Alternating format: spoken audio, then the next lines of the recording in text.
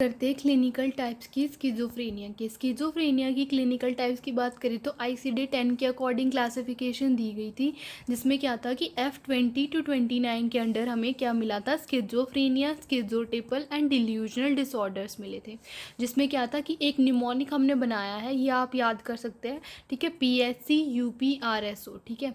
PHC-UPRSO में F20 जो है, जो 20 था इसमें, वो क्या था हमारा, स्किज़ोफ्रेनिया को मिला हुआ है, और इसमें 21 जो है वो हमारा क्या मिला है, स्किज़ोटिपल डिसऑर्डर्स को मिला हुआ है।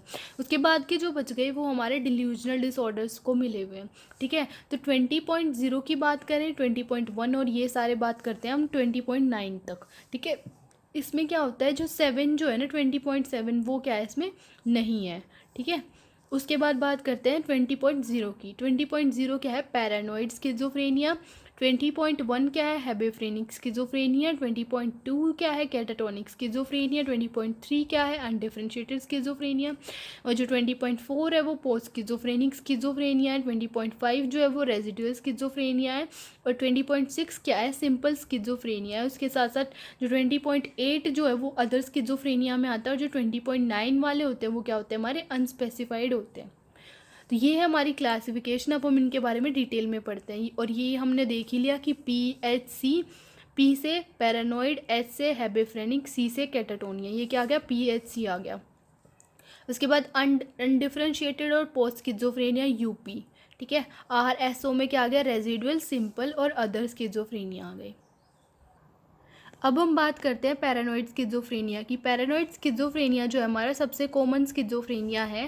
पैरानोइड वर्ड का मतलब क्या होता है, डिल्यूजन। और डिल्यूजन का आपको पता ही है कि क्या होता है, फॉल्स फिक्स स्ट्रॉन्ग बिलीफ होता है। डिल्यूजन्स के बारे में हम फर्दर एक्सप्लेन करेंगे बाद में। इसमें क्या होता है कि डिल्यूजन्स के साथ साथ ऑडिटर हेलुसिनेशंस देखे जाते हैं, जो कौन से हो सकते हैं, ऑडिटरी और विजुअल हो सकते हैं, जो कि क्या है, एक पॉजिटिव सिम्टम्स में हमने पढ़े थी, ठीक है। ऑनसेट की बात करें तो ऑनसेट क्या होता है, इसमें लेट ऑनसेट होता है और 20s और 30s में होता है। इसमें क्या होता है, पर्सनैलिटी डिटीरियोरेशन कम होता है, इसीलिए क्या होता है कि एक इंडिविजुअल जो है सोशल इम्पेयरमेंट उसका बहुत कम होता है, सोशल इम्पेयरमेंट मिनिमल होता है। उसके बाद बात करें तो इंडिविजुअल इसमें कैसा फील करेगा, एक तो टेंस फील करेगा, साथ ही साथ क्या फील करेगा, सस्पिशियस, गार्डेड, हॉस्टाइल और एग्रेसिव भी हो सकता है कई बार पेशेंट, ठीक है। लेकिन क्या होगा, सस्पिशियस क्यों फील करेगा, क्योंकि उसको क्या आ रहा है, डिल्यूजन्स हो रहे हैं, ठीक है। इसीलिए उसको फिर क्या होगी, डिल्यूजन्स की वजह से टेंशन भी होगी, ठीक है। और क्या होगा कि इसमें पेशेंट को कोई प्रॉपर सिम्टम्स नहीं होंगे, जो हमारे पॉजिटिव सिम्टम्स थे ना, जिनके बारे में हमने बात की थी कि डिसऑर्गेनाइज स्पीच या फिर कैटाटोनिक बिहेवियर या फिर इनअप्रोप्रिएट बिहेवियर या फिर अफेक्टिव डिस्टर्बेंस जिसको हम बोलते हैं, वो वाले सिम्टम्स कोई प्रॉपर प्रोमिनेंट नहीं होंगे एक्सेप्ट हेलुसिनेशन, ठीक है। अब हम बात करते हैं प्रोग्नोसिस की। तो इसमें क्या होता है कि कंप्लीट रिकवरी नहीं हो पाती, ठीक है। लेकिन क्या होता है कि पेशेंट जो है सेल्फ सफिशिएंट हो जाता है इसमें, ठीक है। सेल्फ सफिशिएंट इसमें बहुत प्रॉमिसिंग होती है कि पेशेंट इंडिपेंडेंटली क्या है, अपना काम कर सकेगा ठीक होने के बाद। उसके बाद हम बात करते हैं टाइप ऑफ डिल्यूजन्स की। तो टाइप ऑफ डिल्यूजन्स में क्या है कि डिल्यूजन में हमारे 4 टाइप के डिल्यूजन्स है, delusion of persecution, delusion of reality, delusion of jealousy and delusion of grandiosity. जो हमारा पहला टाइप है वो क्या है, डिल्यूजन ऑफ परसिक्यूशन। इसमें क्या करेगा, पेशेंट को फील होगा कि हर कोई उसको क्या करना चाहता है, हार्म करना चाहता है, कि क्या कर रहे हैं सब उसको हार्म करने की कोशिश कर रहे हैं। इसमें क्या होगा कि पेशेंट जो है कि सब लगेगा पेशेंट को कि सब उसको हार्म करना चाहते हैं, सब उसको बैडली ट्रीट कर रहे हैं, सबके इंटेंशंस जो हैं उसके खिलाफ के हैं, मतलब कि उसको हार्म करने के हैं। और पेशेंट को लगेगा कि कोई उसे फॉलो कर रहा है या फिर कोई उसका उस पर जासूसी कर रहा है, स्पाई कर रहा है, उसको कंस्पायर कर रहा है, यानी कि उसके खिलाफ कोई षड्यंत्र रच रहा है, ठीक है। या फिर पेशेंट को लगेगा कि उसको कोई चीट कर रहा है, मतलब कि उसका पार्टनर जो है उसको चीट कर रहा है। या फिर पेशेंट को लगेगा कि उसको उसको उसके घर वाले ही चीट कर रहे हैं, कोई भी चीट कर सकता है उसमें। तो पेशेंट को लगेगा कि अगर उसको कुछ दिया है तो उसमें पॉइजन है या फिर ड्रग्ड है पेशेंट को, और या फिर क्या लगेगा कि उसको हैरेस किया जा रहा है। और ये सारी चीज़ें जो हैं उसके लॉन्ग टर्म गोल को जो अचीव करने में क्या करेंगी, दिक्कत करेंगी, यानी कि ऑब्स्ट्रक्शन क्रिएट करेंगी। तो पेशेंट को इसमें क्या लगेगा, परसिक्यूट करेगा पेशेंट को लगेगा कि सब उसके खिलाफ हैं, ठीक है। सब उसको हार्म करना चाहते हैं, पॉइजन करना चाहते हैं, चीट करना चाहते हैं, स्पाई करना चाहते हैं और ड्रग करना चाहते हैं, हरेस करना चाहते हैं, कंस्पायर करना चाहते हैं। ये सारी चीज़ें क्या है, पेशेंट को फील होंगी, ठीक है। नेक्स्ट डिल्यूजन की हम बात करते हैं, delusion of reference. Delusion of reference में क्या होगा कि पेशेंट को लगेगा कि हर कोई उसके बारे में ही बात कर रहा है, ठीक है। पेशेंट के ये फॉल्स बिलीव हो गए कि मान लो अगर कोई कॉल पे भी बात कर रहा है ना, कि कोई कॉल पे बात कर रहा है, तो भी पेशेंट को क्या लगेगा कि उसी के बारे में बात कर रहा है और सब उसी से रिलेटेड बात कर रहे हैं, ठीक है। तो individual believes that even objects and behaviour are unusual significance to himself, यानी कि उसका खुद से लगेगा कि पेशेंट को लगेगा कि सब कुछ उसी से रिलेटेड है, ठीक है।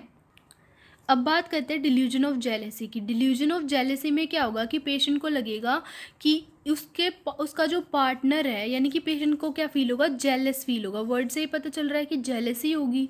तो जेलस में क्या होगा कि पेशेंट को लगेगा कि उसका पार्टनर अनफेथफुल है और उस पर चीटिंग कर रहा है, ठीक है, यानी कि उसको चीट कर रहा है, ठीक है। उसको जेलसी होगी हर एक चीज़ से, हर छोटी चीज़ से उसको जेलसी होगी। और पेशेंट को लगेगा कि वो क्या है, और जो जेलेसी का जो रीज़न होगा ना पेशेंट का, वो क्या होगा, कम्प्लीटली इनएडिक्वेट ग्राउंड पे होगा, जिसका कोई वैलिड रीज़न नहीं होता उसकी जेलेसी का, लेकिन वो पेशेंट क्या है, जेलस फील करेगा। और साथ के साथ क्या करेगा कि अनअफेक्टेड बाय रैशनल जजमेंट। अगर उसको कोई रियलिटी भी दिखाएगा ना, कि रैशनल जजमेंट कोई बताएगा कि नहीं भाई ऐसा नहीं है, सब कुछ सही है, तो भी क्या लगेगा, उसका जजमेंट चेंज नहीं होगा, कि उसको उसके जजमेंट में कोई चेंज नहीं आएगा, वो अनअफेक्टेड रहेगा किसी भी चीज़ से।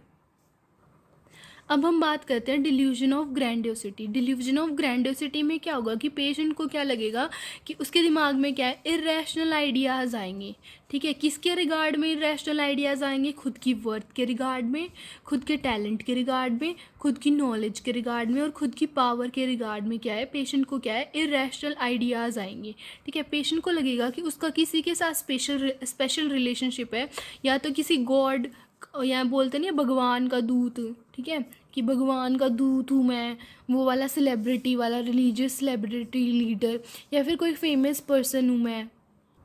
तो पेशेंट को लगेगा कि उसका क्या है, उसके दिमाग में ये इरेशनल थॉट रहेगा हमेशा, डिल्यूजन ऑफ ग्रैंडियोसिटी, कि उसका क्या है, स्पेशल रिलेशन है किसी के साथ, ठीक है।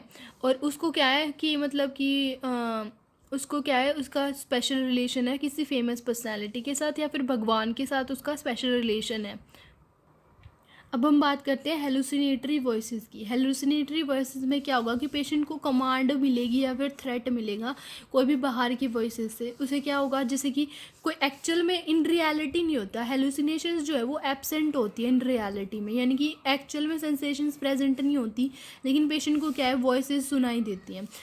तो उसको कैसी कैसी वॉइसेस सुनाई दे सकती है, उसको क्या सुन सकता है, विस्लिंग सुन सकती है, हमिंग सुन सकती है, यानी कि कोई हमिंग हो रही है, मतलब कि आवाज़ आ रही है, ठीक है। लाफिंग, उसको क्या है, हंसने की आवाज़ सुन सकती है, ठीक है। तो ये सारे हमारे क्या आते हैं, पैरानॉइड स्किज़ोफ्रेनिया में आते हैं।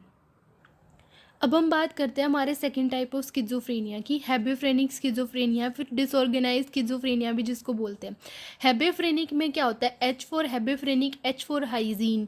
तो इसमें हम याद रख सकते हैं कि पेशेंट क्या हो जाता है, बहुत ही अनहाइजीनिक हो जाता है, और फुलिश और चाइल्डिश बिहेवियर जो है वो पेशेंट शो करने लग जाता है, ठीक है। यानी कि अनहाइजीनिक और फुलिश और चाइल्डिश बिहेवियर जो है इसमें शो करेगा। एच से याद, अगर आपको याद रखा जा सकते तो आप ये रख सकते हो कि एच से क्या होगा, हाइजीन होता है, और एच से क्या होता है, अनहाइजीनिक हो जाता है। इसमें पेशेंट और फुलिश और चाइल्डिश बिहेवियर शो करेगा। इसमें क्या होता है, ऑनसेट जो होता है वो अर्ली होता है, बिफोर 25 ऑफ ईयर्स हो जाता है, इसीलिए तो वो थ्रू आउट मतलब करता है, वो मतलब कि गो थ्रू होता रहता है पेशेंट इसके थ्रू। और पेशेंट क्या करेगा, वही फुलिश और चाइल्डिश बिहेवियर। इसमें सबसे असेंशियल फीचर्स जो हैं वो दिखते हैं हमें। कौन से फीचर्स दिखेंगे, थॉट डिसऑर्डर दिखेगा एक, तो पेशेंट के क्या होंगे, irrational thought withdrawal, thought insertion, thought broadcasting, ये सारी चीज़ें पेशेंट को दिखेंगी। साथ के साथ क्या होगा, इनकोहेरेंस, कि पेशेंट को क्या होगा, दो चीज़ों में रिलेशन जो है वो, पेशेंट दो चीज़ों को रिलेट ही नहीं कर पाएगा। कि अगर हम उसको बोलेंगे ना कि खाना खा लो और ये आपके लिए अच्छा है, तो पेशेंट इस चीज़ में कनेक्ट ही नहीं कर पाएगा कि खाना मैं खा लूँगा लेकिन इसका फ़ायदा क्या है, ठीक है। उसके साथ साथ एसोसिएशन, लूजनेस ऑफ एसोसिएशन, इनके अपने आसपास की सराउंडिंग से एसोशिएट नहीं कर पाएगा, ठीक है। तो क्या होगा, severe looseness, severe associative looseness या फिर लूजनिंग ऑफ एसोसिएशन हो जाएगी। उसके साथ साथ क्या होगा, सोशल इम्पेयरमेंट भी बहुत एक्सट्रीम होता है इसमें। अब हम डिज़ीज़ की कोर्स की बात करें तो इस कोर्स डिज़ीज़ का क्या, क्योंकि ये क्या होती है 25 ईयर्स से पहले हो जाती है तो इसका प्रोग्नोसिस भी बहुत ज़्यादा पुअर होता है।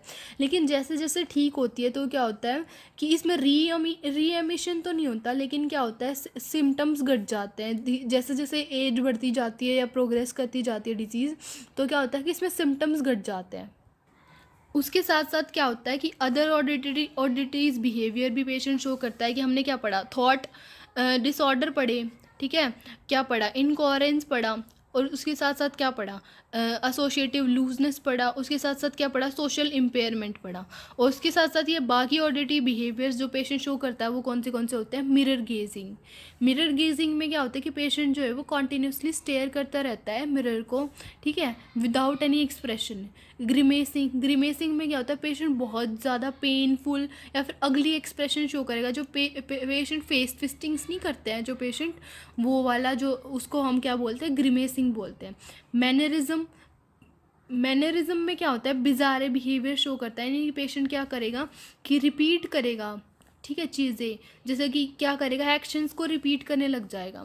पेशेंट क्या करेगा, बार बार अपने हाथ धोता रहेगा कॉन्टिन्यूसली, फेस हैंड के थ्रू क्या करेगा, एक्शंस को रिपीट करता रहेगा। उसके साथ साथ डिल्यूजन्स और हेलुसिनेशंस भी इसमें होती हैं, लेकिन वो क्या होती हैं, फ्रेगमेंटेड होती हैं, यानी कि कभी होती हैं कभी नहीं होती और चेंजेबल भी होती हैं। और इसमें वो मैंने जो आपको बताया कि अनहाइजीनिक हाइजीन से रिलेट कर सकते हैं हम, तो पेशेंट क्या करेगा, पर्सनल अपीयरेंस उसका इम्पेयर हो जाएगा।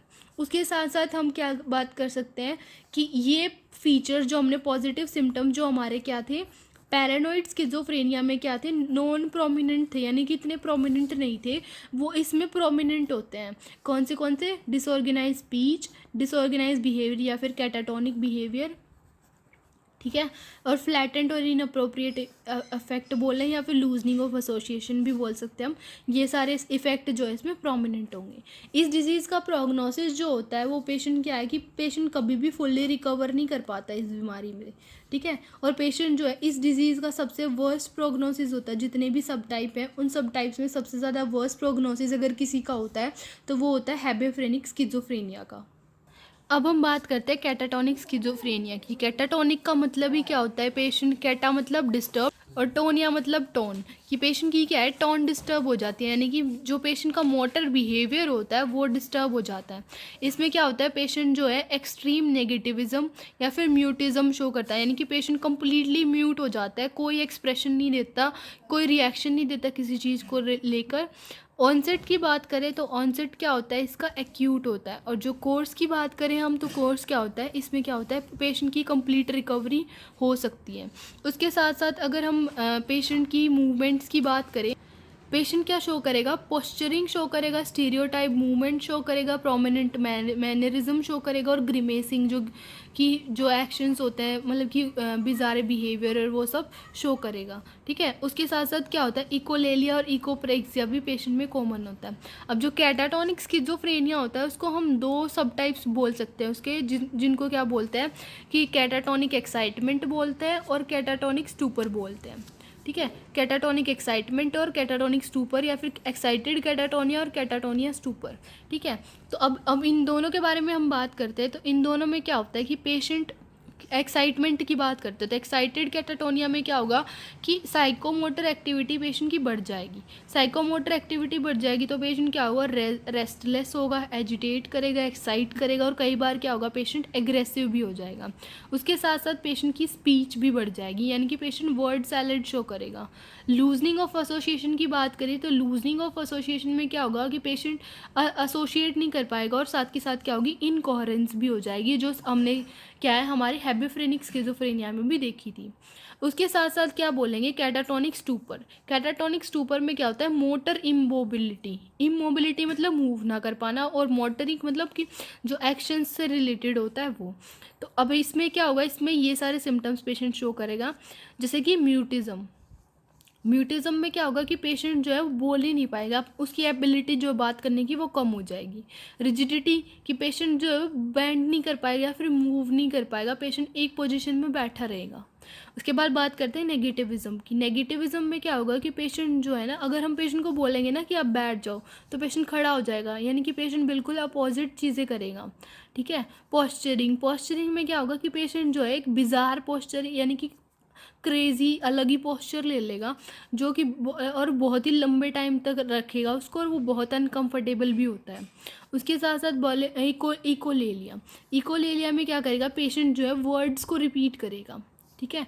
इकोप्रेक्सिया में क्या होगा, इकोप्रेक्सिया में पेशेंट एक्शंस को रिपीट करेगा। स्टूपर में क्या होगा कि स्टूपर में अगर हम पेशेंट को बोलेंगे ना कि पेशेंट की ये चीज़ हुई है, तो पेशेंट का कोई रिएक्शन नहीं होगा, पेशेंट एक जगह पे या फिर एक काम जो है घंटों करता रहेगा।